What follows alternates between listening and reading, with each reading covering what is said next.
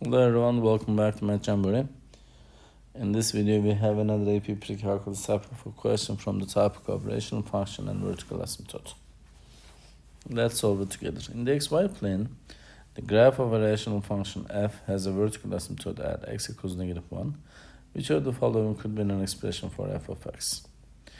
So if you're talking about a rational functions are in the format of a over b, which is numerator and denominator. And vertical asymptote is about the denominator.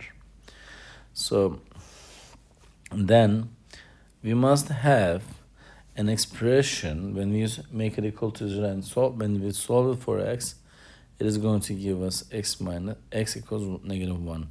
So it must be x plus 1. Why? Because x plus 1, when you make it equal to 0, solve it for x. Supposed to take away 1 from its sides. That gives you x equals -1. So I'm looking at the choices, and I'm going to just look at their denominators and look for the x plus 1 in it. In the choice A, we have x plus 1 in it and the denominator, and these cancels each other out. So x minus 3 over x plus 1. So the correct answer is choice A then. In the choice B, I'm looking at the denominator. I'm looking for x plus 1. We don't have any in it. Choice C, I don't have x plus 1 in the denominator.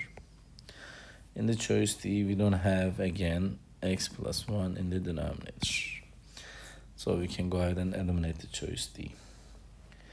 So, again, correct answer is for the specific question is choice A. And this is how you solve this type of questions.